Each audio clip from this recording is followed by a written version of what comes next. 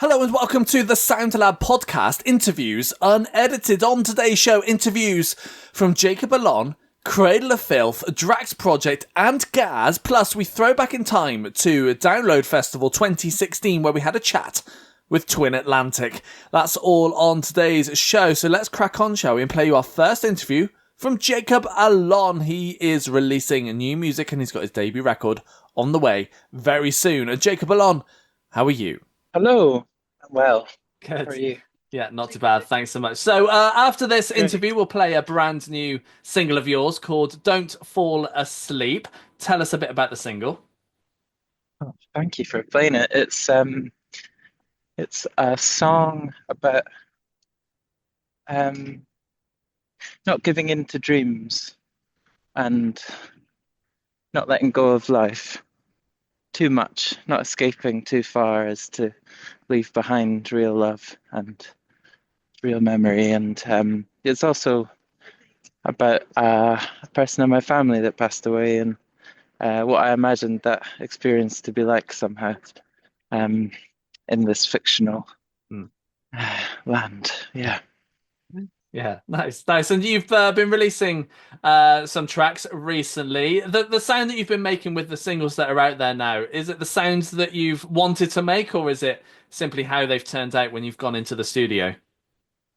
I think there's a bit of serendipity involved in like you never know exactly what it's going to be like, but it's definitely I'm so happy with it, and I think yeah, it was I went back to a note that I found about all the things I wanted to do on the record and on these songs, and um I looked back and I was like, wow, all those things actually came true. I think they were just living in my subconscious, and yeah, they came through. So I'm so happy. Yeah, yeah, I can well imagine. And I'd like to talk about the writing side of things as well. So, for you, how do these tracks normally start off? Each one's different, but I tend to find the guitar a place of inspiration, although not so much at the moment. But it's yeah. I usually start with. Sorry, I'm just out and about. I usually start with something weird on the guitar, and that leads to a feeling, and the feeling inspires an idea, and then the idea, I don't know, blossoms from there. And sometimes it doesn't. Sometimes it withers to the graveyard of most ideas that I have. Um, but yeah, but sometimes it's just a conversation that starts a song idea or a memory or a devastation or a beauty. But it's yeah, all those things. Yeah, and tell us about the lyrics as well. How easy do you find it to write the lyrics when you've got the music sorted? Sometimes it comes all at once. Sometimes it comes before the music, but most times it comes after. Um, and I suppose it depends on the song. But yeah, some of them I'll have the melody and the chords and an arrangement of the song in my head, and I'll know what I want it to be about, but I can't quite translate it into words for a long time. And sometimes it isn't meant to be Hmm. written. It's more just meant to be felt through the music. But yeah, I struggle the most with lyrics, but they mean the most to me once I've kind of worked through them. Yeah, yeah. And you spoke about the graveyard of your ideas. Do you ever go back into that graveyard to see what's there and see if you can kind of take anything back out, or is it there for life and you'll just leave them there to die? Oh, I try to, yeah, every once in a while I walk through the kind of cemetery to pay my respects, and sometimes I'll lay a few flowers on the grave of an old idea, and maybe it's a full moon that night, and it's like bony hand slithers through the mud and up to reach me, and sometimes, very rarely, I'll um I'll pick up something that I left off. So maybe it's like a purgatory, not a Hmm. graveyard. Yeah, yeah, yeah. No, that makes sense. You've been busy this year as well. Back in well, a few weeks ago, back in January, you had some touring that you did. How Yeah, was the dates and how was the shows? it was surreal. It was yeah, one of the most fulfilling and beautiful experiences and adventures I've had so far. And it's just amazing to meet so many people and connect with new faces and hearts. And it was also really scary. It was like all the emotions. Like there was such a couple of shows where I had a hard time and got really overwhelmed, and then there was so many that I was like, this is exactly where I want to be. And so it came with challenges, and it's taught me so much. But the most like amazing part was definitely like hearing people sing along for the first time. That's never had that before, and it touched me in a way that I didn't know I could be touched. So it was great. Nice. Yeah, that's good to hear. And you've got even more touring coming up as well. You're gonna kind of start things off with South by Southwest as well. Bet you can't wait to be Yeah, doing those shows. yeah. I'm gonna have my cowboy boots on and um yeah, my lasso out. It's gonna be crazy. I've never been to America, and to be honest, I'm quite scared, and especially with the state of America right now Mm. politically, and it's not a very exciting atmosphere in a lot of ways. But also, I'm excited to go to a place um that's celebrating art and culture, and I hope to bring a brave heart with me, and yeah, I'm excited. Yeah, I bet. And you've also got some support slots as well coming up throughout Yeah. March too. Tell us about those and how you got on them. Oh yeah. So yeah, I'm supporting the absolute diva angel Ollie Alexander on his upcoming tour, his Polari tour. And I'm so excited. And it's funny because Ollie and I think, musically make quite different Mm. um, types of music. But there's like such a common love, I think, between them. And Ollie came very like graciously to my show the other week and uh, got to meet each other. And it's just really like just such a lovely person. And I really love the inspiration behind his latest album, Polari, this kind of lost vulgar slang of the gays. And it's a really, really cool thing. And we've got an ambition to write a song in Polari together. So who knows, maybe that'll happen on the tour. Yeah, fingers crossed. And once these kind of support slots are over with, we're then into the summer. Are you hoping to be doing some festival shows? Oh yeah, fingers crossed. I think there's a few that I've caught whiffs of so far. I don't know if I've announced any of them yet, but I'm really, really excited to yeah, to to bask in the sun with lots of people. And yeah, festivals are interesting. I'm still getting used to them. They're a bit of a sensory overload sometimes, but it's yeah, so cool to be able to go to so many different places Mm. and play. So yeah, I think there's some good ones coming. Yeah, It's really good. fun. Can't wait, can't wait. And as you're fairly new to the music world, I'd like to find out Hmm. how and why you got into this in the first place. Um, Good question. I think because I tried a few other things and felt like I'd tried everything else, and it didn't satisfy me.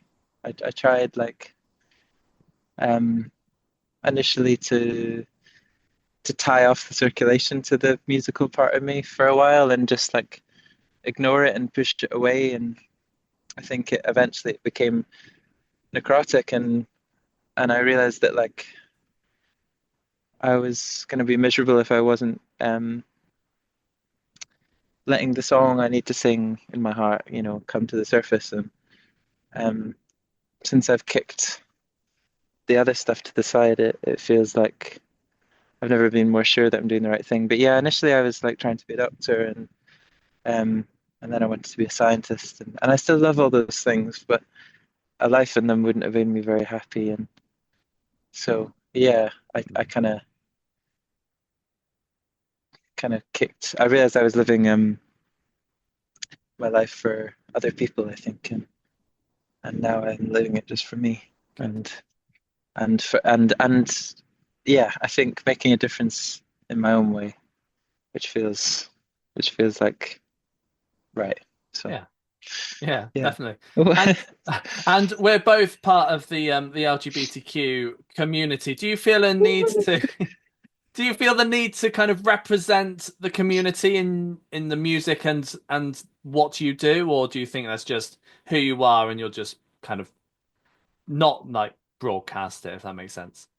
Yeah, I don't feel the need because it's written in who I am. I think like I'm so shaped by my community and our community, I should say, and um, I feel like it's in my well, I mean, it's quite literally in my DNA, and like and so much of what inspires me, um, I owe so much to the glittering shoulders of the divas that came before me, and so um, yeah, I think it's amazing to be able to be a voice and in that too, and to find and discover my own oddities and stories through that world too. It's yeah, I'm just so proud to and thankful to my community in that way. Yeah, just to my nose is running, sorry.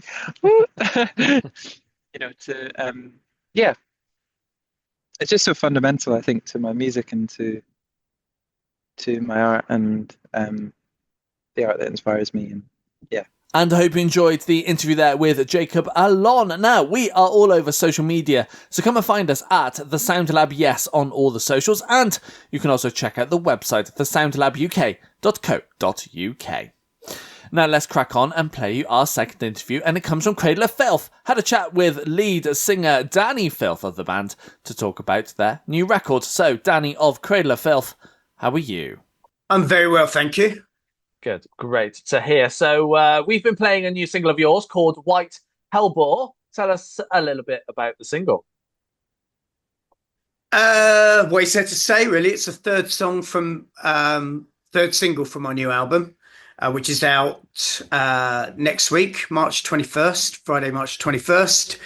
The video, really, I'd rather people go and watch it, to be honest, but concerns itself with a Hollywood starlet who's you find her on the mortuary slab, and a rather over enigmatic and bit touchy-feely um, mortuary assistant who finds all these weird marks on her body that look like sort of occult signatures. And yeah, it just goes from there. Yeah. Yeah. It's very melodic. Well, I mean, it's heavy and melodic. It's a sort of marriage of both, really. The chorus is a kind of duet in it with myself and our keyboardist slash backing female singer, Zoe. Um, yeah, I mean, it's hard to describe a song that you're so close to be honest. Yeah. Only Go takes and listen takes a to it. second to go and check it out. Yeah. Absolutely. And that is, as mentioned, off your new record, The Screaming of the Valkyries, out next week. What can we expect to hear on the record? Well, again, there's a mixed bag. I think the three singles are a good example of a cross reference of the material on there. We obviously started Malignant Perfection, very, very catchy. Wanted to bring it out just before Halloween, so really pressed the record company to get that put out ahead of schedule. It wouldn't have been any good coming out at Christmas or Easter, just it wouldn't really. To Live Deliciously was a lot faster. It's the opening track on the album. A lot more aggressive stance on that one, probably harkening back to sort of Damnation and Dane Amphetamine style. And then the third one seems to be like a sort of marriage of both, really. We're a bit of new wave of British heavy metal. The more intricate, faster songs obviously wouldn't be singles because they're sort of hovering around a 7-8 minute mark. But I can't choose. Well, I have a slight favorite, but I can't announce it really because I love all my children equally. And yeah, I mean, it's a very mixed album. It has a lot of different material on it. But again, go and check it out. It's hard to describe. I won't do myself any favors. No, you've answered it well enough. But the sound that you made with this record, is it the sound that you wanted, or is it just how it turned out in the studio? No, well, I mean, we were in there for a while. No, we never leave the studio until we're entirely happy with it. The production's amazing, courtesy of our resident producer, Scott Atkins. Um, no, it's exactly as we intended it to be. Obviously, not from the first inception of the songs. In embryonic stages, they probably sounded completely different, the majority of them at least. So we just whittle away at that through the writing process and polish it off in the studio. Nice. And I'm sure you wrote more than what made it onto this record. What happens to those now? Do you consider them again next time round, or do you think it's a case of bin them off and you'll start again? Well, the thing is, usually we write just about the right amount because we've steered the ship on the way, we've had the producer involved, and then it avoids us getting stuck with, working on stuff we just don't need to be doing. Um, that being said, normally we're asked to do special edition tracks, and this time our modus operandi was really just to write an album of very, very catchy material, whether it's extreme metal or not, and dispense with bonus material, remix demos for Timbuktu and stuff like that. The last record we had, I think it was 16 minutes extra special edition tracks, which were original material, amazing songs. Um, and we didn't want to put them forward to the next record because we wanted to kind of, start afresh with that. And subsequently, we had people going, "I love the record. It's amazing." But my only drawback, I think, would be that it's two songs too long. And we're like, well, there we go. That's why you bought the special edition. So this time we dispensed with that and decided, you get what you're given. No singular intro, singular outro, no, Super Bowl intermission in the middle. Just does what it says on the tin, as the glory days. Yeah, yeah, absolutely. And when it comes to writing, for you, how do tracks normally start off? Just with semblances of ideas. You usually fill a Dropbox up with everybody contributing to that. And then, yeah, we just take it from there, really, see which songs to develop. Other people, as on this record with uh,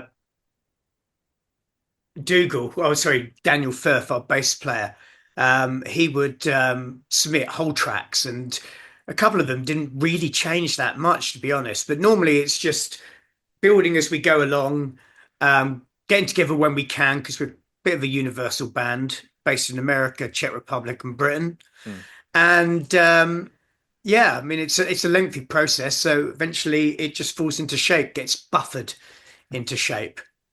Yeah, and 14 records and 14 records in now. How has the music evolved? How have you evolved over those over 30 years now? Well, I mean, the music's evident if you go and listen to it. It's hard to say how it's developed. It's gone through all various incarnations, and sometimes you feel a little self-plagiaristic and want to sort of self-cannibalize and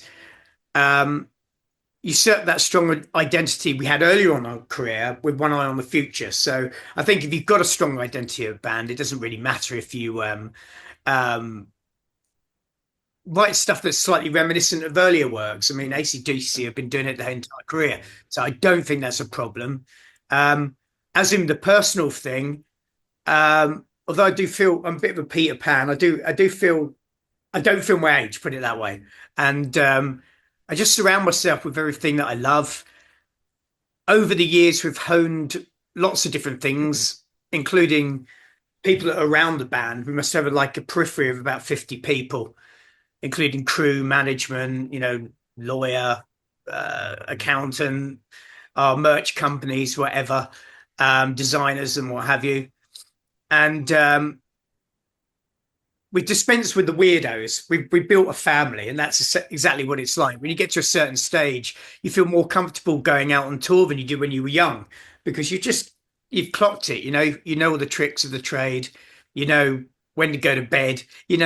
you know how your body clock works. You know what works for the band. Um, and yeah, I found that on tour when you've got young bands touring, you go, how the hell do you do it? And you're thinking, well, because, it's a tried and tested formula. I'm not up till four partying or, we've got it finely honed with our bus and everything's booked well ahead of time. So yeah, we've instigated some order amongst the chaos. It's much needed, I'm sure. And the band lineup has changed a number of times over the years. How much impact do the new members have on the music? And especially as I believe Donny and Zoe, this is their first record. So how much of an impact do they have on this record as well? Well, we've had a lot of people, probably about 38 people over the time, but it's not all at once, obviously, because otherwise we'd be an orchestra. Um, and it's a gradual process, and people who come and go leave for various reasons, including thinking they can do it better themselves, or they leave because it's just too much hard work, change professions, move to different countries. We've only actually fired three people in the entire career, and that was very early on. Um, so recently, 3 years ago, our guitarist left for personal reasons, family, having a baby, moving house, etc. Um, and then our keyboardist took that as an example to leave because she wasn't really fitting in. And we were just before a major support with Danzig in the States, and we didn't have enough time to get visas for Europeans. So we had to quickly find two Americans. And I, at the time, thought, well, maybe they'd work for the band, but then I was skeptical about them being American. And that's just because of the Atlantean divide. It's just, we've had Americans in the band before. And it just, I don't know what it was, but whoever did the homework and the research in both Donny and Zoe found two absolutely perfect candidates for the job. And so at the end of the run with Danzig, we were like, welcome on board. Yeah. And things have gone so well that Zoe's now married our other guitarist, Ashok. And we went to their wedding in Arizona at the beginning of the year, which was fantastic. Yeah, and like I say, they've been in the band 3 years. So in musicians' terms, that's 21 years. And they're fully integrated. And when you're in a band like Cradle, you're expected to wear many hats, including writing. Everybody contributes. But I think they had a hand up with that in respect of how many different set lists we played over the last 3 years. And playing a lot of old material and rare material. And I think that across the whole board, they found their stance, their feet. Well, they definitely have because they contributed to the new record and it sounds fantastic. And we're actually writing for the next record already because we got to a sort of plateau where we feel confident enough now that everybody's, working on full power. We're back at the top of our game with a lot of interest around us at the moment. And we, what's that saying? Make hay when the sun shines. No, yeah, absolutely. And people will want to see you playing these new tracks live, and you've got plenty of touring coming up, both in the States, here in Europe, and UK too. Bet you can't wait to be on the road again. Yeah, and then after that, South America in the, I was going to say fall, but we're not American, in the autumn. And then it's a bit of a grey area because we had something massively planned with another band, but that's going to be moved to next year because said band want to wait till their new album drops. Subsequently, we might even have another of our own before then. So yeah, very busy. The first is in America, co-headlining the Chaos and Carnage Festival Tour. 7 bands. Co-headlining Dying Fetus, but there's Nea Bliviscaris, Flesh God Apocalypse, and 3 more. And yeah, that looks great. Really looking forward to that. I nipped to LA 2 weeks before that to do some work with someone else, just bumbling around on the album that we're working on. There's nothing to do with Cradle. And yeah, album's out next week. May even be, I was just saying between me and you, what a stupid thing to say. It's as if what's the point? Nobody can be watching this if it's between me and you. It's uh, there may be another single. There may be coming out in a couple of weeks. So yeah. Anyway, is it? Yeah, sounds it. Is there anywhere you've not been to yet, touring wise, that you want to get to at some point? Well, for all the years we've toured, we've never been to China because they've never let us in for some strange reason. We were supposed to go there last year and literally jumped through all the hoops. Had the video, a whole rehearsal. Every song that you were going to play in China, you have to video and send it to them. And they all seemed very fine and good. And then they at the last minute decided no. Oh. It's very weird. As I don't think it's a religious thing because we've toured a lot of places. We've never been placarded or billed. There was effects of it in Russia one time, and we were running parallel with Cannibal Corpse. Except I think Cannibal were doing a bit more shows than us. We were doing 19. We played everywhere. Well, anyway, subsequently, a lot of those got cancelled for Cannibal because this religious group, God's Will, decided to rock up and ruin their shows. And we had one cancelled because the promoter was so worried that they might turn up, he cancelled the show himself. And then we played some weird little. Well, we didn't even play. He put it in like a secret underground, trying to avoid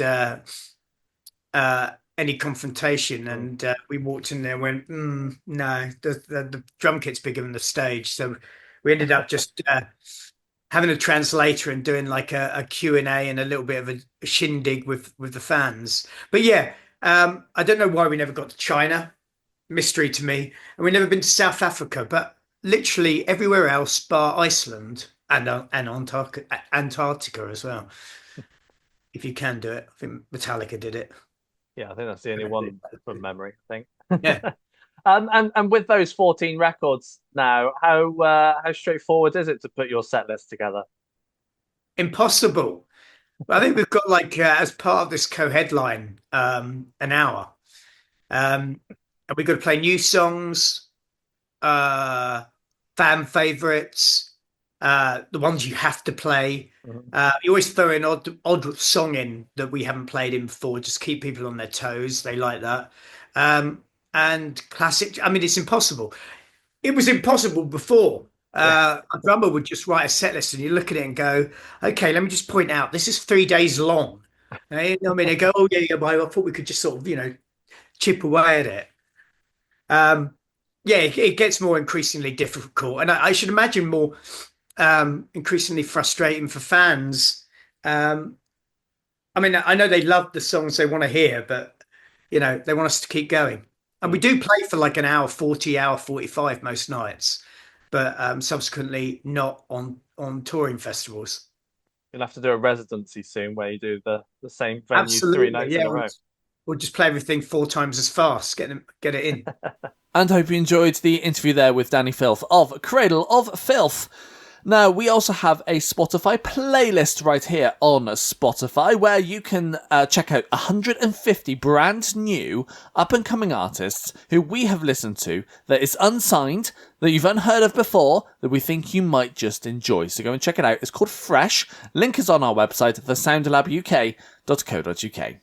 Now we're going to play you our next interview from Drax Project. They are heading out on tour very shortly indeed, and tickets are still available, so go and check them out if you love this band. So, Drax Project, how are you? Right, very good. How are you, bro? Good, yeah, not too bad. The reason we're having a little chat is because you're coming here to the UK in May. You've got some tour dates. I bet you can't wait to be back over here and doing some shows again. Absolutely fizzing. We were there in June last year, and we can't wait to be back. Can't wait. Yeah, it's kind of cool as well because we're going to be playing like out of London as well a little bit more, which we haven't done before, so it'll be fun. Yeah, I think you've got 5 kind of dates of your own, but you've also got Great Escape Festival as well, so you're timing it in quite nicely to do some bits over here. Yeah, it's perfect. We played Great Escape a little while ago now, so it'll be fun. It'll be fun to go back. Yeah, I can well imagine. How's the set list coming along? Because you've been releasing quite a few tracks over the last few years. You've probably got a new set list together. Is it ready? Uh, we're one of those terrible bands that decides the set list 20 minutes before the gig. Um, it will definitely be different from the last time we were there. How different? Who knows? Are you going to say that each night's going to be a different set list then, or is it a case of you got to make sure you do all 5 nights the same as best as you can anyway? It definitely evolves, like sometimes even just to change things up, keep things fresh, we'll mix things up, especially in the middle of the set. The beginning and the end tend to stay pretty similar, but the middle of the set can change, and it can change on the fly as well. So, Yeah, we normally change at least one song if we're playing in like similar. If there's any chance that someone's gonna see us more than once, then we Makes it try up. to change the stuff. Yeah. Yeah, yeah, nice. And this is the first time you're coming back to the UK since you released your live album, which you released in November last year. For those who weren't aware of it or didn't know about it, tell us a bit about the live album and why you did it. yeah, we recorded it at a venue called the Jazz Cafe in London, which was awesome. Like we heard that we had booked a couple of gigs through our booking agent there, and we'd seen, like, when we looked it up, it was like, okay, cool, this is a legendary venue, and there's like a whole bunch of these live records that we've heard in the past that have been recorded there, like Olivia Dean, D'Angelo. There's like some Jamiroquai. Jamiroquai stuff. Mm. So we were like, okay, cool. We've been wanting to make a live record and put it out for people to listen to, because the energy's quite different to our studio stuff. So yeah, it was a good opportunity for it. Yeah, yeah, nice. And it's been a couple of years since you released your last record, Upside. It's been a year and a bit, actually. Have you started thinking towards record 3 yet? Oh yeah, we're quite deep in the writing process for that, which is exciting. We just wrapped up our New Zealand summer tour just over New Year's and stuff, which we were testing out a few of the new songs, which is exciting. So yeah, definitely new music on the way, Nice. which is cool. How's it sounding? Fantastic. It's good. Yeah, it's good. It's cool as well, because yeah, we'll get to throw a few of those in, hopefully with the new set list like we were talking about. Yeah. Yeah. Nice. Nah, it's something cool. It was like kind of taken a little bit of inspiration from doing the live record, actually, like trying to capture a little bit more of just the energy that we have when we play together live, and try and put that in the recorded one. Because like Sam said, it's really well, it's been difficult for us in the past to for that live energy, to replicate the live energy into the studio. We've found it quite difficult to like make it translate. So that's something that we're working on for this new stuff, which is exciting. Yeah. Yeah. How's it sounding in comparison to the 2 records and the EPs of yours that are out there? It's still similar, like still the same band, obviously, and we're not like changing up what kind of music that we're writing, but we've always written quite, I feel like, quite diverse music. Yeah. So there's still like at the moment anyway, there's quite a big mix of stuff. Not sure if we'll kind of narrow it down to be more of kind of one thing or keep it a bit open yet, but yeah, it's all pretty much still the same, similar kind of stuff, really. Yeah, there's like some poppier stuff, there's some kind of heavier stuff, like that sounds a bit like All This Time or Oh My, which are a couple of tracks that we've released. Or but I think the thing that kind of pulls it all together, like Ben was saying, is that yeah, we're trying to capture that live energy a little bit more. So yeah, it'll be interesting to see, especially when we get in the studio and track some drums, how it all comes together. Yeah, we say we're putting live energy into it, but at the moment we're still figuring out exactly how that looks or how that sounds. So yeah, we're in the thick of it at the moment, which is cool. Do you think you might do it as a live kind of all the way through take and take the best one from that, or do you think you'll layer it like most do? Don't know. If we get the right take, then we'll use it. Yeah. Yeah. At the moment, we're just kind of not throwing darts at the board, but we're just getting as much to choose from, basically, just like stockpiling and be like, oh, these kind of work together. This is good. This is good. Yeah. We've considered the concept as well of is like, since we did the live album, and who knows if it'll work or not, but using some parts of recordings from live shows and like maybe mixing that in there. So we'll see. Maybe it'll happen. Maybe we can make it work. Yeah, sounds good. Sounds new and fresh and original as well. And I'd like to talk a little bit about the writing side of things as well. So for you guys, how do tracks normally start off?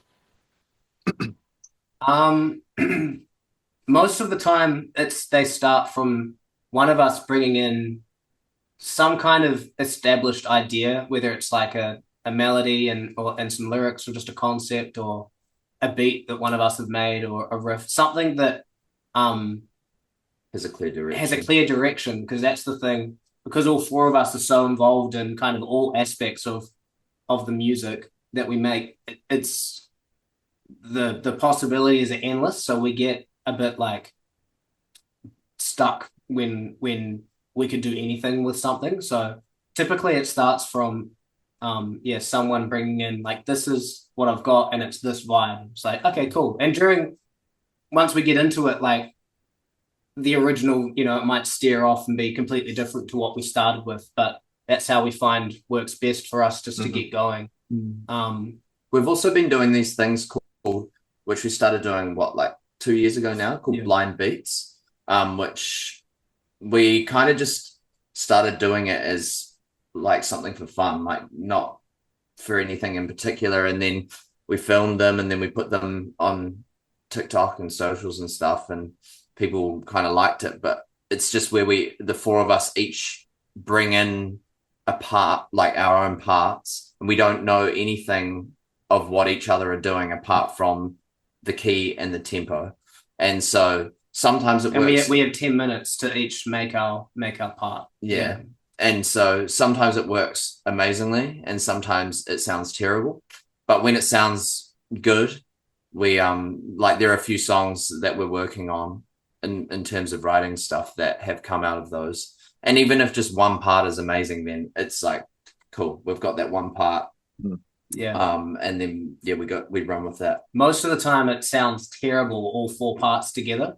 But there's always at least two things that sound good together, which is, a clear thing. It's like, oh, hey, this is this kind of vibe and this energy and this direction. So just a good little song starting exercise, really. Yeah. Yeah. Is it quite collaborative when you're trying to put a song together, or does everyone still kind of try to stick to their own parts? Nah, it's so collaborative. Everyone's got as much say over every aspect of the song, which is cool, because once we get to the end of it, everyone's really stoked, and we've got this rule that we try everyone's ideas, like no matter how silly they sound at the time. But yeah, and saying that, it does take us a while sometimes to come to a conclusion, because no one's like the boss. It's all like, I think it sounds great, and someone's like, I think it sucks. It's like, all right, we'll put a pin in that for now. Then we'll come back to that. Let's listen to it a few times. Yeah, nice. And coming back to the touring side of things, there's not much else kind of booked in. You've got a couple of European dates, a couple more bits back at home where you guys are. Have you got much more kind of in the works, like festivals this summer and plans for the end of this year too? Well, we're doing the 5 dates in the UK and Ireland, or now I think it's 7 with The Great Escape, and then we've just put out the 4 European dates, and there's going to be more European dates to come. So that might be festivals, might be our own shows. Yeah. We're just working on that. But we'll be back in New Zealand and Australia later in the year as well, doing some stuff. We've got a few things in New Zealand as well coming up before we head away. So it'll be nice to see New Zealand before we head off. Yeah. Now we got plenty in the works, but the main kind of focus we got a few shows before we head over to the UK. Yeah. But the main focus is writing, and then once we get back from the tour, the main focus will be locking down those songs and getting them all wrapped up. But yeah, heaps of shows on the go, which is cool. And I hope you enjoyed the interview there with Drax Project. Now, if you love the interviews that we do on this very podcast, then you'll be pleased to hear we have these interviews also on a radio show. 2 hours of new music, a live session, and parts of these interviews as well can be found on our international radio show. Once again, link on our website at thesoundlabuk.co.uk.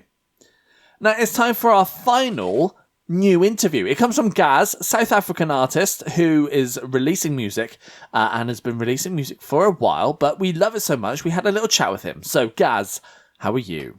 I'm very good today, thank you, Jim. Down here in Johannesburg, South Africa. Lovely weather, sorry. Well, we've had quite nice weather the last couple of days, but it seems to have got cold and grey now, the typical UK weather, which is the reason I'm sure you moved over to South Africa, isn't it? Most certainly. I did about 5 years there, actually. I'm UK born. I'm from the Northeast. I'm a Geordie boy. Came here in 1976, a very long time ago. But, yeah, got into the music scene in the kind of early to mid 90s. And yeah, I'm sure we'll get into the rest of it shortly. But yeah, so cool to be in your company, buddy. Thank you. Pleasure's all mine. Yeah, we will get into that a little bit later on, but let's talk about the now, shall we? And talk about your new single, The Afterlife, which we've been playing. Tell us a bit about the single. The single was inspired by my wife, Kim, had a run-in with breast cancer last year, and went through all the motions and all the rest. And look, we were still busy building the album, and this is actually the last track. But I got to thinking, what if the worst happened? It was in a pretty dark space, and the song becomes about that. It becomes about how two lovers that might part from one another manage to find each other on the other side, and it kind of warms itself into that realm. About connectivity and forever together. Yeah, it's nice. And that is off your new record, which is actually out this week, My New Skin. What can we expect to hear on the record? What can we expect on, sorry, Jim? On the record. All right. I think people can expect, well, first of all, it's a 10-track album. They can expect some pretty interesting rock vibes woven in with a bit of synth new wave, a few dark moments, a few goth type passages, some very strong lyrics, I hope, that send a strong message throughout every track. And hopefully something different. I don't think the collection is something that is really very, I wouldn't say current or old. It's just a new way of presenting a rock blend of what's within me and my producer Mark Billing. We just let it flow, put it out, and hopefully it resonates with people. So yeah, that's the ambition. Yeah, nice. And the sound that you made with this record, was it the sound you wanted, or is it just how it turned out in the studio? Absolutely. I think there's a core there. There's always a core when you're walking into a studio saying, this is the vibe, this is the sound, and I'm always singing either a bass passage or a melody or something. So there's always something to work with. What happens from there is I'm usually singing the song to Mark, and he's filling in around it in a bit of an experimental way. And when we find the mood that goes with the message, then the geography gets mapped out pretty quickly, and then we start layering it all in to what makes sense. So yeah, nice. And I'm sure you wrote more than what's made it onto this record. What happens to those now? Do you consider them again next time round, or do you think you'll bin them off and you'll start again? I think what's done is done. There was definitely more tracks that I have to come. I'm certainly pretty picky and choosy about what I put out. I wouldn't say so much in the earlier days with Mark.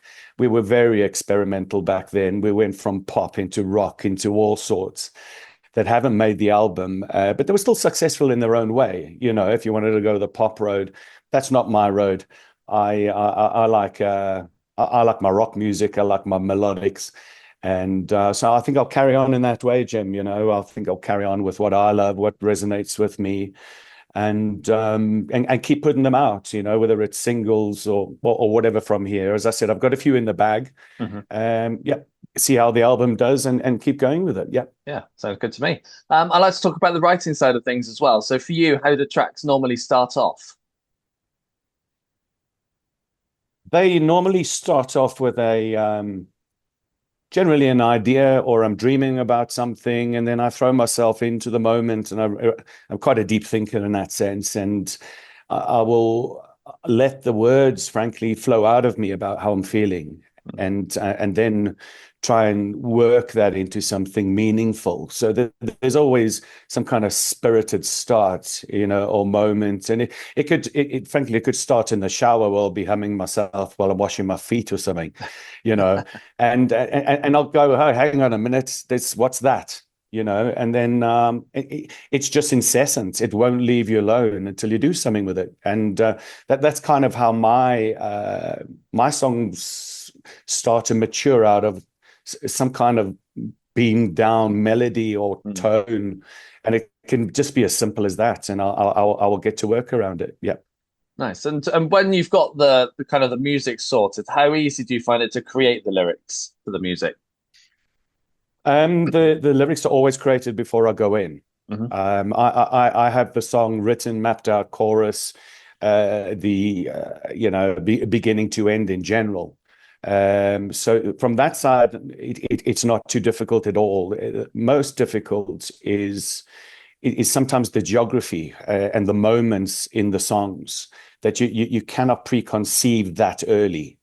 If that makes any sense. You've got to wait for the moment in the studio, and that's where the magic happens, because you're really open, exposed, and you know, when you're working with good producers, those moments are open to just full on collaboration or letting go, and so there's very much still experimentation in the building of the track. But it's generally all written down before I walk in. Nice. And I'm sure you want to be doing some shows and playing some music live. What's your plans for shows this year? I think at this stage I need to see how the album does, Jim. I think we need to see how that's received. I did a bit of a pre-release last weekend to a bit of a private group, which was very well accepted.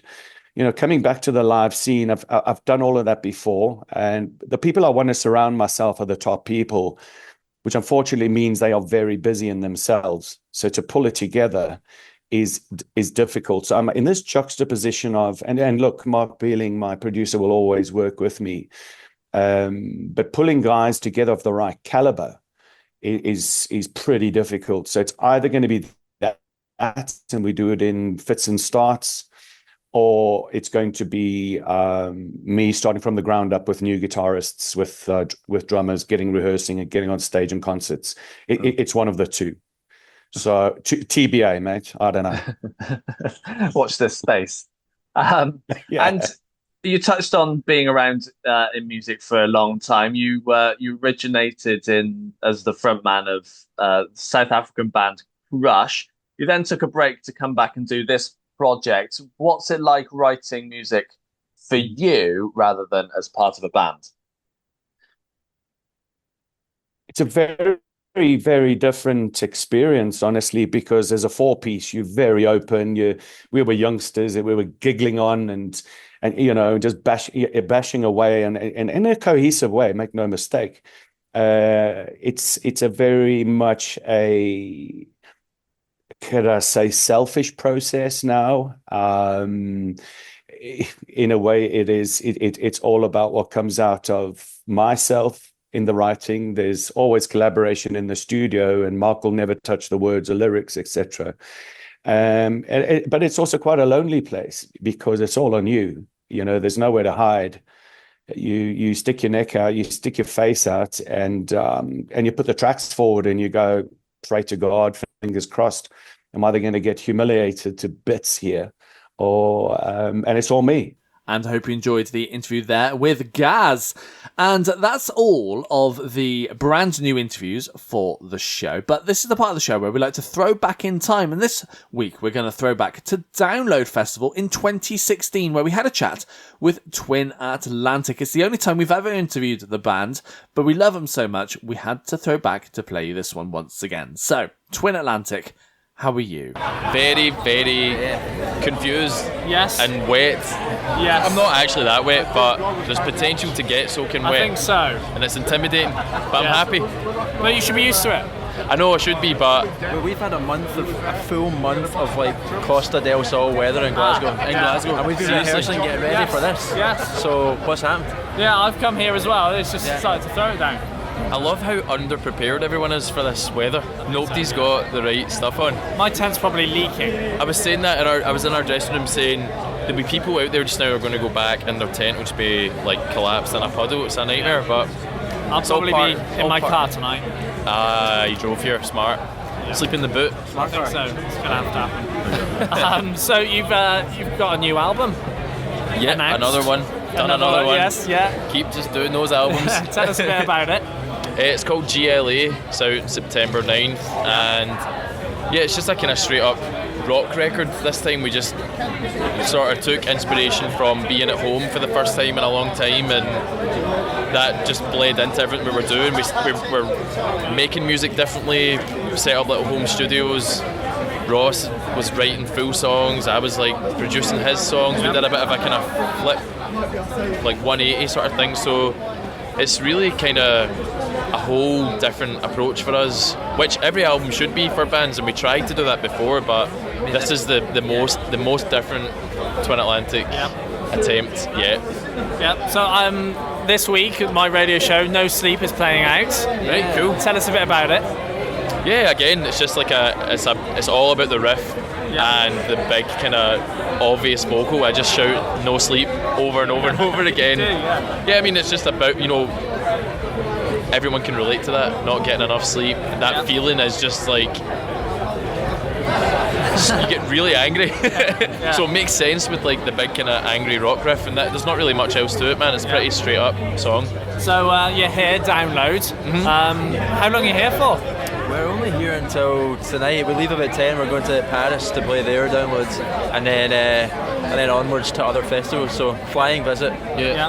So what have you got coming up for the rest of the summer? We've got a UK tour as well, and amongst doing European festivals and a couple other UK festivals, we've got I guess in the biz they call it an underplay tour, but we were just thinking about it as like we're getting to go back to venues we really liked, or venues that we didn't get a chance to play that are, I suppose significantly more intimate. Intimate, and just kind of get up close and personal. It makes more sense for this type of album we've made as well, to kind of make the shows dangerously kind of over the top, riotous. So that's the plan. That's the plan. If you want to come, you're invited. You're invited to come. I'm looking forward to it now. Excellent. So now that you've got the album coming out, have you stopped writing completely, or? Yeah, kind of. Yeah, we kind of have. Yeah, we even the way we made the record, and this kind of answers your first question a wee bit better, but we just usually we took a long time to make an album because we were really precious about, the drums need to sound this way, and we were taking a lot of references from like classic rock or big rock bands that have had, even hits or whatever. We tried to kind of match that, whereas this time we just kind of did it in 6 weeks, wrote the songs in a period, and then just stopped. We're like, cool, we've done it. Like just a bit kind of like less try hard. So yeah, we're not writing just now. We're just enjoying talking about ourselves. That's the best way. Just talk about yourselves all the time. So if people wanted to find out more about you guys, get a hold of your music, where can they go and do that? Like iTunes or Spotify or any good local record store, I think, should stock us. Yeah. But then, all the obvious Instagram and I nearly said MySpace, but I mean to say Twitter. Yeah. Showing my age a little bit there. Yeah, yeah. Facebook. Oh, I'm saying MySpace. I was all over that. Where else are we? BBC News. I saw a thing about us on BBC News the other day because Robert De Niro had released an album, and they posted about us in the same sentence as Robert De Niro. I had the same reaction. For all the listeners, I'm met with a confused face. So you can see us on BBC bring him News. along on the tour. Mate, Next time. Next time. let's reach out to him. This is the beginning. Yes. Set up, what's it called? Like a petition. Yes. If one of your listeners. Change.org. Yeah, that's what we need. Does he make? What does he make? Does he make one of those? Does he make like limoncello or Crystal Head vodka or one of those things? No. He probably does. He probably does in his spare time. Aye. When he's not filming, I think. Okay. Why? Just asking. Does he? I don't know. Let me ask. Someone might know. Yeah, they're gonna find out.